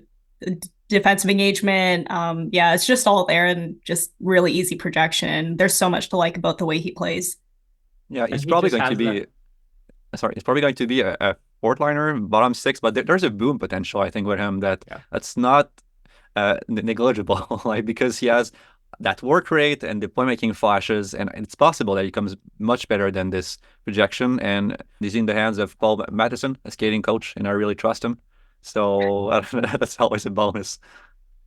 Yeah, the boom potential is there. You see it in the way that he thinks the game, right? The feet don't always, like, especially in small area play, they don't always let him you don't always like let him use his brain fully, but you can see like he tries to manipulate guys, he tries to fake off the long cut inside. It's just having that extra little step to be able to complete the play and get that high danger look instead of settling for the outside. That'll make all the difference. And a worst case scenario, I think, or one of the worst case scenarios, is he's just going to be a hell of a 4th liner who kills his minutes, kind of like a William Carrier who posts great results every year and is just a clear 4th liner. For me, the next guy is Marek Vanacker. I know I'm the only one who sees it, but the board play really. Oh, come on! I read the Slack messages yesterday. Don't give me that. I'm not sure, but I do see it. Way more down on Vanacker than I was yesterday. I really like the combination of open ice skills, being able to like create that lane for his shot, be able to create that lane for his pass, but with using quick set of crossovers and then pulling back into space. He likes to shift the defense and play with defensive gaps a lot, and then in zone. He's not necessarily the most physically robust guy, but he's very good at drawing players to him and then cutting back, which creates the route for him to escape and cut to the net. So with that, there's a lot of projectable base there. A little bit of a weird skater, but I think it's probably NHL projectable. The defense is a massive problem, but I don't think it's going to continue to be as bad. I think he's going to be a guy who will leverage his speed and work rate in the defensive zone within a year or 2. I really like his playmaking. I like the vision, his ability to work in traffic and then move the puck. And yeah. He made some crazy passes off the wall at the top prospect game. Like, I really like his hockey sense in moments. Badinka and Pulkkinen, the next ones on our list. Pretty fun debate. Yeah, so Lassie has Emil Hemming over both of them. How do we want to manage the Jesse Pulkkinen question? He's super old, but he's super dynamic. He should be ahead of many of those players, I think. Like, the upside is pretty great, I think. Yeah, there's a lot of upside there. Yeah, but Hemming doesn't strike me as someone with any upside. Like, he just seems like there's some upside in Hemming, but he seems like just a meat and potatoes bottom 6 guy. Yeah, and it's just in general, I'm going to say it, we don't trust players from that region as much anymore with the amounts of players who didn't succeed. Well, but Hemming, and I think he doesn't get a lot of minutes either. I mean, what's he going to do? Still flash something. Exactly. We had the same reaction. Like, he's a straight liner. He has some playmaking flashes at Hemming, and he can work the boards and get to the net. I like his shots in moments. But it's entirely a tools projection and a tools package. And I haven't seen enough hockey sense moments, although they are there. Like, he could boom, but there's more risk, I think, with his profile. Okay, let's who are some upside guys? I think Lauren probably has one. David probably has one. Maybe Cam has one. Actually, I think it's really Badinka's range, and Jimmy should talk about him because I really like him now. I've had a couple of great viewings. Well, that's interesting because my critique on Badinka is the same you had on Freij. Oh, I think he's a very good big guys on the big ice. I don't think he retrieves pucks as good. I don't think but he's very good in transition. He's big. He's right-handed. He wants to push the pace, push the play, and but I think his skating will work better on the bigger ice and the smaller ice and stuff like that. So, but I think this is a good range for him. He's an interesting player, and NHL teams seem to like big defensemen. Yeah, I saw him who moves the puck and are right-handed too. So he has a lot of value in that. So I like the player. He wants the great stuff. So it's good. But for me the smaller North American ice projection is less safe on him. We all have different reads on these players. I watched a few games recently of Badinka, and what I liked the most about him was his retrieval game. So Okay. that was like my main and almost only selling point in some of these viewings. So I think it's a question of let's all watch them again and come back with a take that's more fitting for everyone, because I think he is. It's true that earlier in the year he was a bit all over the place sometimes in my viewings, but I haven't watched him a lot. But recently, like, he made some great plays off the wall, and his game changed a bit. He feels more confident, and he played some games at a lower level, and he was really distributing the puck well and controlling the offense for his team. So there are more question marks, I think. I agree with that, but I really like his retrieval game recently. It was not the case before. So we can always slot in players ahead of him right now and just review it for the last board. The easy thing to do here is just do what Lassie has it set as. It's I think it's pretty inoffensive of a ranking. So do we want to go Hemming at 37? That respects Lassie's board. And then you two can send him angry messages afterwards.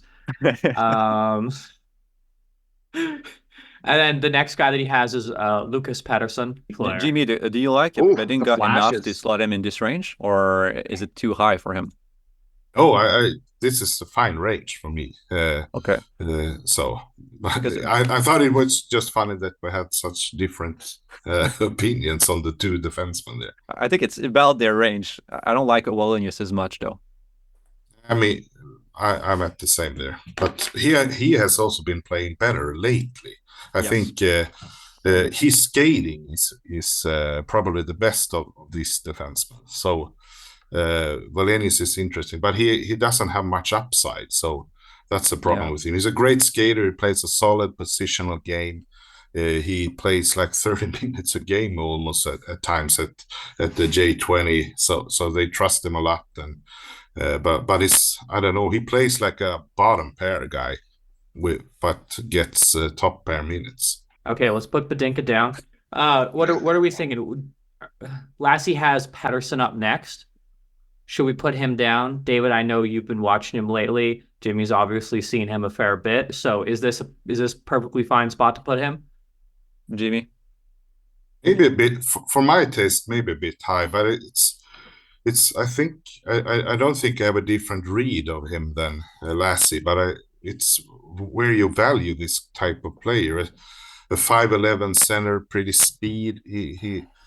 His game is a lot around speed. That's probably not going to be the case on higher levels. He won't be able to separate there, but still he can slow down play. He's pretty good in close space. He's a good playmaker. So has some. I think he's one of the best centermen in the J20 league. But what type of NHL player is going to be? Probably a bottom six center, I guess. Or a winger. So if you have players you like more, I'm fine with having him lower, but it's not a bad range to have him too. For me, I have a problem to see what it's going to be in the NHL, but I like the player. Yeah, I think Luke Misa is just a better version of him, honestly. and he already plays on smaller ice. It's just that there's a lack of special in his game, Peterson. But he has everything. Like, he's a very good all-around player with his speed. And I was surprised by how well he played on smaller ice, honestly, like establishing contact and making plays directly off the wall. Like, he has those abilities. So there's a bit of upside there, but I doubt it reaches top 6 ever, where other players are ahead of him, like Justin Poirier, have a small chance at that, but they have some dynamic qualities. Like, Justin Poirier's shot is one of the best in the draft, and he scores in a bunch of ways around the net. He's very physical and mean for his size. Like, he's 5'8", but he plays a very mean game. And his playmaking is slightly improving. Like, he's very focused on shooting, and that's because he probably wanted to reach the 50-goal plateau this season. But I expect that this game is going to be more well-rounded in the next years. And he's very young. He's one of the youngest players in the draft, so he might grow still. I think we cannot have him too low, but he's a boomer bust, really. I love the way that he plays. And you said he's mean for a size. No, this guy is just mean in general. You go into the corner with him, and he's stealing your lunch money. But I think Tanner Howe also has to go down. You guys are talking about 2 bottom 6 players, and Tanner Howe is kind of the ultimate bottom 6 projection, right? I think awesome. He has to go down before Pettersson. So the other guy I would introduce here is Julius Miettinen on the Everett Silvertips. Big second half, scored a bunch down the stretch. It's only in flashes that you really see NHL caliber stuff, but he can hook a pass off the board to the middle. He can dangle around a stick and cut inside. He has some physical element to his game, too. He's more of a supporting type at this stage. Plays with line mates who get the puck twice as much as he does, and so you don't get it all the time, but the potential there for him to hit is significant. Okay, so how are we feeling about Aron Kiviharju anymore? Yeah, we've talked a lot about him, but there's still some special in his game. Like, I rewatched some of his early performances because that's the only thing we have going on for right now. And the breakout game is really special, and he has that playmaking element. It's just that he's a bit like other defensemen we talked about previously. He has those agility moves, but he can't separate very well, and he's 5'10", I think. And so even if he tries hard defensively, or he tried hard defensively, his defensive game is not that projectable, which remind me of another player I think we should slot in somewhere in this range, which is Cole Hudson. Yeah. What about Henry Muse? Henry Muse. Okay, I'm putting him. I like him a lot more than Hudson. I think he's a bit of a low pace guy, but if he can pick that pace up, and he's going to be an incredible creator. He has all the mechanics for defense down to. It's just a matter of closing earlier, being more aggressive. Again, he's just one of those guys. Every facet of his game is just a little bit too slow to project in the NHL, but all the tools are there. Here's what I'll say about Hudson. I'm not going to get into a big debate about him, but I'm just going to say watch the February 7th game of him. That's what I urge you all to do, because what he did in that game is what he could do at his high end. At his high end, exactly what you talk about, Mitch. Like, so that was the one game where it's like, okay, if he could actually do this, he could be really something, because there is a lot there, and his teammates do talk about him a lot as far as the space that he creates for them on the ice, and there is something to that. What about Lucas Fischer? No, it's really Cole Hudson. I watched the same games at the tournament, and honestly, like he has all the moves you want at the line. Again, the skating is not elite, and you want that for a small player. And the defensive game is always going to be a question mark. But he has all the same moves as his brother. Like, he can make the same exact plays, and I feel like he doesn't hold the puck as long. Like, so he's a bit more projectable in some ways. Maybe his motor is not as good, and his consistency from game to game is really not as good. But he has a real understanding of how to create in the offensive zone, how to manipulate, and how to open up his teammates. And that's really ingrained in his game, and he just needs to perform at a higher level for more games. I don't want to pit you against your ahead of him, though. I don't agree with that. I do. Okay. I fully think so. Yeah. We can go Hudson and Galvis for one after another. I don't like the order doesn't make a big difference. But Galvis, man. Let me make my point here. David of this morning ranked Adam Kleber over Cole Hudson. So what does David several hours later think? I still think it's the right call. Kleber over Hudson? Yeah. I really like Kleber. Like, he's purely a tools projection, but he's super athletic. Like, he has the skating that could be even become above average for his size, and he's 6'5", I think. And he's very aggressive. Like, he has all the ingredients to turn into something really good, because he has the tools, the speed, the size, the reach, and he's willing to try a lot of plays. He participates offensively, and he's just, the bigger players usually can't use their outside edges. They can't cut back that well. They're stuck on gliding back and things like that. But he can make all the explosive moves that smaller players can make. So he's very, very interesting. You should all watch him a lot. Yeah, he is a very cool player to watch. I really enjoy watching him. Like, especially he kind of goes back for the puck, and when he exposes it a little bit so he can get pickpocketed, but he's very deceptive in open ice and create a lot of high value offense from there. And then his activation game is really clever too.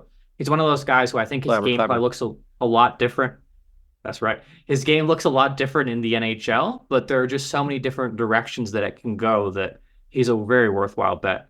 Okay, so what I did was I put down Kleber, Hudson, Surin, Galvis. We have Lassie's board to respect, and Surin is over Galvis on his. So is that talk about Galvis, Cam? Sorry, Mitch. Wow. Okay, I see how it is. It just cut him right off. Yeah. I was afraid he was going to move on without. Yeah. He really impressed me. That he can handle, speed off the rush against. I liked his in-zone play. He's a battler. He works hard. He can move the puck. He can get shots through. He played a load of minutes there at the World Juniors. I don't know. He was endearing to me when I saw him. I really liked his game. I liked his effort. I liked the responsibility that he got, all the minutes. How he handled after making a mistake where he did get a little, put in the turnstile a little bit in defensive zone play, and he got spun around and he missed it. That he was back out there that next shift, and he was hard on pucks and he was trying to make up for it. He just has that work ethic that I really like to see from a defenseman with his style, where I don't see that from Cole Hudson. That's actually a really good argument. We can maybe flip them, honestly. And then I think there's the issue of hockey sense. Like, I think Hudson has better hockey sense than Galvis, who relies on moving a lot, but the rest is absolutely true. We have to get down Jetlichenko now. He's the biggest faller from the board that we made earlier. So, Lauren, let's talk about Jet. Yeah, I mean, like, this is a guy, like, public consensus has him probably going in the first round, so we are definitely lower on him than anybody else I know. But I just haven't seen a lot of high-end offensive creation from him, at least consistently. He strikes me more as a definite, like, high motor checker at the next level, very good in the forecheck, pucks off the boards to the middle, hard worker down low. Defensively, he's probably one of the strongest in this OHL group. As far as forwards go. So that's more, that has a little bit affected, like, my perception of his projection is, I don't really necessarily see all that much offensively. Of course, he has the potential to have, like, a big breakout season next year. I wouldn't be surprised by that either. It just depends on kind of who he's playing in, who comes back for Guelph next season. He's slight, he's a hard worker, he moves the puck well, but he's going to play on the wing. Right, he's going to be a winger in all likelihood. So he's going to kind of be that playmaking third line winger, maybe kill some penalties for you if he can get bulky enough. And there's some comparisons with Patra there too. Guelph Storm, kind of a speedier playmaking guy, but I don't know if he has quite the same level of like ability to play inside contact and make those passes. But yeah, he's a tricky one to figure out. I'm like, it doesn't matter how much I watch him, I still come back and, like, I have more questions. Then I watch him again, more questions, then more questions. So yeah, I think he's one of those guys who's probably going to move a lot on our final board. Probably going to be either a fair bit lower or a fair bit higher, depending on how we're feeling. And then we have some other names to bring up. We have Stian Solberg, we have Lucas Fischer, Raoul Boyard, Matvei Gridin continues to be hot. He's a real robust player, probably a third line, fourth line projection, but seems like a high probability guy to play. We have Leo Sahlin Wallenius, as we talked about earlier. So who's the guy who we have to get down now? I think it's Lucas Fischer. Agreed. Yes. We're just continuing the same line of bigger defensemen who are project, who could really figure it out. Like, he has that hard defensive game, he can engage, punish opponents, and he has these occasional puck-moving flashes, like using the net to create separation from the forecheck, or stretch passing ability, and the tools are just interesting. Like, he has the size, the skating, the physicality, and he's one of the youngest players in the draft. So there are some questions about hockey sense, just like for Kleber and these other players. But there are enough flashes that I think he could create some plays at the NHL level and really become this number 5 insulator shutdown defenseman who can somewhat move the puck still. Yeah, okay. That's a reasonable thing at 53. I think for me, the next guy is Boilard. Yes. You're probably looking at a bottom 6 player, maybe a 4th line center, but he's really good with opposing players on his back, really deceptive. He can pull the puck off the board. So he has that special element to his game that you need to hold down a long-term bottom 6 role. And Stian Solberg, like, I think he should be ahead of Boilard, honestly, just because of the special element, which is violence. He's very, very physical. Like, he's a throwback defenseman who just wants to almost, I wouldn't say hunt players, but like he doesn't miss an occasion to punish him. We can put it like this. And he has some parts of the defensive game down. Like, he can play one-on-one against opponents, and he makes some pretty deceptive passes through in transition. Only when he has options in front of him, like many other European defensemen who are not as used as to the forecheck. It's a recurring theme in this meeting. But because he has the physical skills, I think he's going to be good on retrieval still at some point. And there's some upside with him, like as an insulator, as a penalty killer and all of this. Another guy who plays loads of minutes too. Yeah. Okay. Anyone for 56? Matvey Gridin. Next name. Gridin. Oh, we should have John Mustard ahead. So Mustard's a good one. Yeah, Mustard. Yeah, he has upside, honestly. He's one of the best releases in the draft. Like, and his speed. His speed, he showed that off in the All-American Prospects game. He got that game-winning goal. If you watch that, the speed to the net was impressive. Yeah, Mustard's a good one.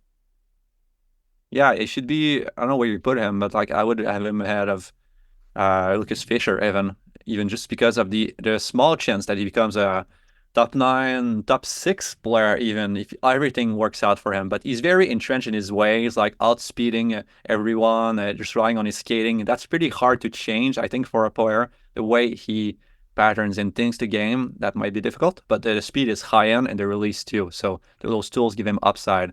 And there's another one, I think. I'll tell you, Brody Zeemer is a safer pick. Brody Zeemer is a really good player who's come on big time this whole year. And he actually plays in all positions, plays in all scenarios, scores shorthanded goals. He's a guy that can go in and tip one in. He's a guy who could score it on a wrist shot. He's a leader on that team. He's been really, really good. And actually, Max Plant has been really become a really good playmaker. Like, smart, second-generation guy. He's another guy that's really come on as the season's gone on. Zeemer's got one of the best curl and drag shots in the draft. It's really cool watching him set it up and how he kind of like pulls guys into him and then curls it around and like he clears their feet before he shoots, which a lot of guys will just shoot into shin guards. He makes sure he gets that little extra movement to the side before he does it. He's very cool. I've been a big fan of watching him play. Okay, so I put Carter George down, similar to where we had him last year. I put Leo Sahlin Wallenius down because for all the reasons we've talked about earlier, and then Colin Ralph down because Daniel has Colin Ralph exactly in this range. He's an above average mover, and he's also 6'4". So right there, you can see how he's fitting into this range. So not necessarily the most advanced puck carrier or dynamic offensive guy, but someone you project to get retrievals, move the puck quickly, activate a little tiny bit, and make sure that no one's getting open in front of his net. I would like Maxim Massey and Luke Osborne. Yeah, Massey, I've watched a lot of him, believe it or not, and I'm shocked at how many puck battles he actually wins, but he does, and he's got a really good shot. He seems, I don't know, David, you see him more than me, but he seems to be a guy who knows where the puck is going to be, and that helps him. Yeah, I'm not sure I like his hockey sense that much. He has had a down year, which is not a good sign for a draft year after being so good in his D-1. I like the retrieval game, like you said, and I like the shot. I like the playmaking from below the goal line. But those are the 3 things I really think shine in his game. And I'm not sure it's enough to make him like, I'm not sure that's enough for an NHL package. Just the way he performed this season is getting better. And he has a young team around him. So he could explode next year and really become and put himself back on the trajectory that we anticipated coming into the season. But right now there's more risk. So I think he belongs a bit lower, but he still has that top 9 upside, I think. My next guy would be Spencer Gill under Mooski. He's a little awkward, but he's got some flashy moves. He can activate into the play. He hits a lot of shot passes and so on. And the rush defense is really, really, really good. He's a rare big guy. He doesn't cheat. A lot of these guys will try to just get on someone really early and then force it. He'll take the middle away, slowly erase their time.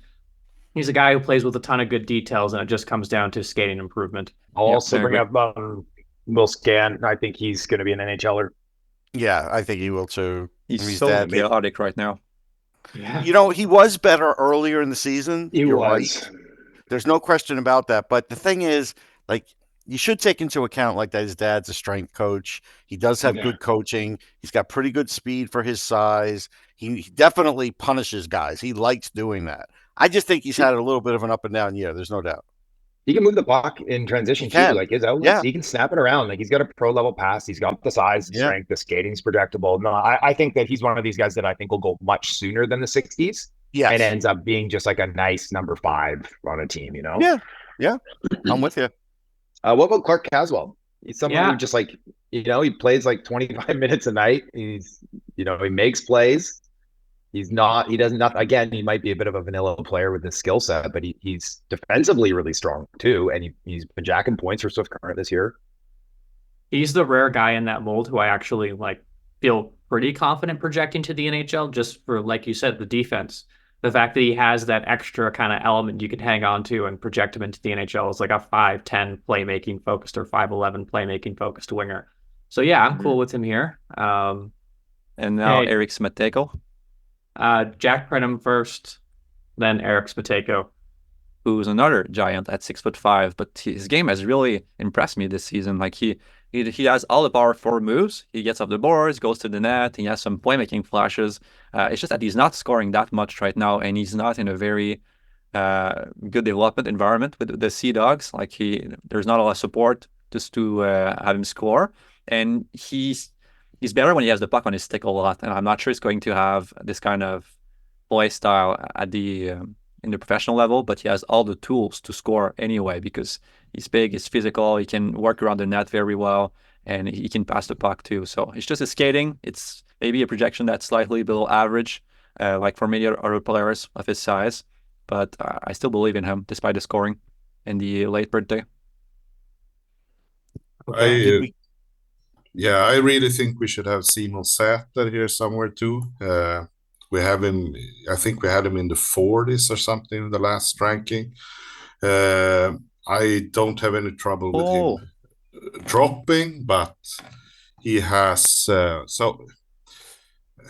he has a weird season because they only use him in the SHL team and he gets like fourth line minutes. I think he has played like one game at the J20 level after this side in 2024. So it's hard to make a read, but he looks like the same player that he did early in the season. He haven't developed much, but so he has slow feet, but he has a fast brain in his big right-handed centerman or winger. So he can at least be a good bottom pair complementary player, I think. He's very comparable to Boileau, like almost the same player on the EU side. I like the physical play and the way he sees the ice, like you said. It's just that there hasn't been. I thought he would get better during the year, like and become a top 9 projection, but it just doesn't happen. It reminds me of Simon Holmstrom, the way he plays in the AHL and the NHL now. Like again, that's a bottom line projection, but he's a pretty useful player, and he can score too. Yeah, he's always ahead of the play in his mind. So it's the hockey sense that really sticks out. And the we do have actual skill guys available still. If we're still to take put them ahead. Skill guys down. There's Colin Roberts, big smooth skating defenseman who likes to try to create from behind his own net. On breakouts, improved rush defense this season significantly, although there's still a lot of work to do. But it's a tools projection, which this draft is full of them. I think probably next time we'll move Colton Roberts up a fair bit higher, if I'm being honest. We should get down Brody Zeemer, Lucas Van Vliet, Marek Villeneuve, O'Reilly. So what's the order that we want to do this? I have my personal order, but Zeemer is my next guy. Yeah. Or Bednarik is my next guy, and then Zemer. I have And then- Zemer higher, and then I have Bednarik, then Van Berle. Bednarik's an interesting one because he's played with their top guys, and then he's Yeah, he played gets with a good other deployment. guys. And he does well with them, but he doesn't do great with them. I think he's just not a high-end guy, but he does get the job done. He's just not a big-time scorer, that's all. He's hard to figure. We can always move them up. Like, this is not a fixed list. Okay.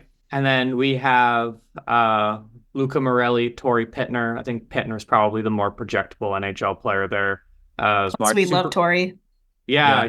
He's a writer on our site now. Yeah. Yes, has that going on for him. He's a great kid, but also like his knowledge of the game is incredible, and his defense, like that's his defining characteristic. Is he's very physical. His defense is picture perfect, super airtight. The hope is that he can develop his puck game more, and on top of that, he's a 6'1" right shot D. So yeah, that always helps. It's going to get verified profile. Yeah, come on. At 81, I like Félix Lacerte. He was not playing in a great situation in Shawinigan this season, but he scored a lot despite that, like above a point per game. And he's a very smart playmaker who slows down the game, creates passing lanes, manipulates. Like his level of hockey sense is pretty high, and he could be ahead on our next board too. I'm going to continue watching him. Still, I just like the brain a lot. Oh, we're forgetting an easy one. AJ Spalacy. 6'3", the fastest man alive, mayor of Dangle City, still learning hockey, but he did turn down 5 D1 football scholarships to go to the O. So yeah.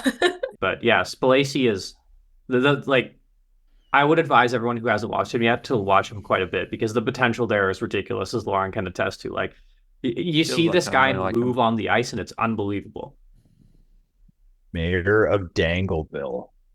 Is it too soon to talk about Anthony Romani or? Oh yeah, Romani. Yeah, that's what I was saying. Breakout player.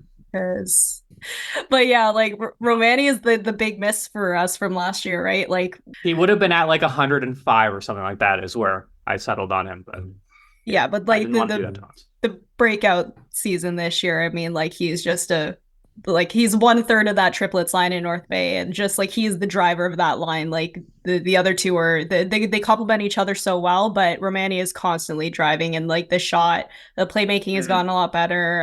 The motor, the two-way play, defensive support, it's all there. And yeah, and if he doesn't get drafted this year, I will be shocked. Yeah, he's like 2 months older than some of these guys that are in their draft year too, right? Yeah. So. Yeah, I really like something that's fun about him is him on the back check. He'll like pretend that he's taking away a lane and then just beat the guy to the other side and lift their stick and go away with it. He's one of those guys who probably not like a dynamic skater in the NHL, but just has so many different components that you can see him easily in a third line role. And I think we need a great story. Yeah, I think we need to have Linus Eriksson here too before we go. He plays pro hockey, has great pro habits, a very smart centerman. So his offense isn't that strong, but I think he could become a player. He's so smart, so he could become a player, and he's also very popular in Sweden. So we're gonna get some backlash if he's not in the top 96. Marcus Kiersey, he's right next. He's a smaller defenseman who's very active, who has playmaking flashes, and who's quite physical. Like, it's almost surprising how well he can establish body positioning and win back box. And it's just that he has a good posture overall, but he's not a burner. So he needs to add another gear to his skating. But the playmaking flashes and the high motor and the breakout game, they're all very interesting. And he can defend pretty well. He's very engaged. So I like him as a prospect. And then we'll do one more honorable mention. Riley Patterson, is that fine? Gabriel Eliasson, the super physical guy. Yeah, we should probably have him as a mention. The scout told me that he's better than what was that Detroit pick, Cleveland. Brady it was like Cleveland, a second. Yeah. Brady. Yeah, Cleveland. he was like a second Eliasson? round pick. Yeah, he said that. Well, This is the guy who has more cross checks than puck touches per game. Cleveland. Yeah. No, Eliasson, like I watched him in the Five Nations, and in 5 minutes he had like 12. Just running. I kind of like him, honestly, but the skating is a bit rough. Everything is rough with him. Yeah, exactly. Yeah. Put him on the board. Yeah. He's gonna get picked probably high. He's good. Like he has this dimension. It's just like everything needs a bit of work, but I could see him making it at some point.